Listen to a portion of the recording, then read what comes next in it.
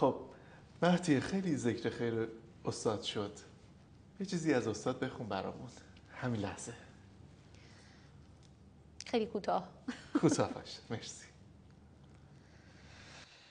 جانا ز فراق تو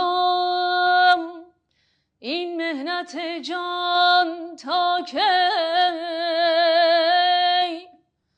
دل در غم عشق تو رسوای جهان تا کی،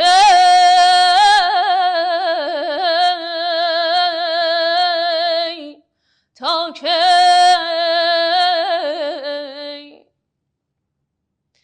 چون جان و دلم خون شد در درد فراق تو، بر بوی وصال تو دل بر سر جان تا کی،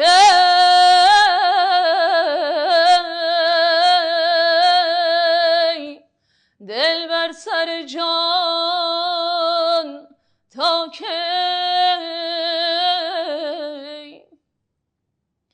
یا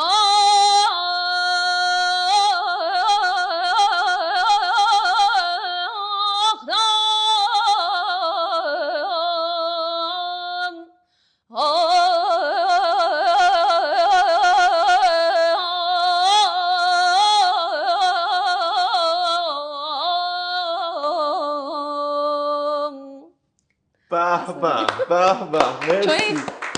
این آواز استاد ادامه داره، ولی من همیشه این بیت رو به یاد ایشون میخونم. خیلی ازت ممنونم، خیلی ازت ممنونم، عالی بود، مرسی.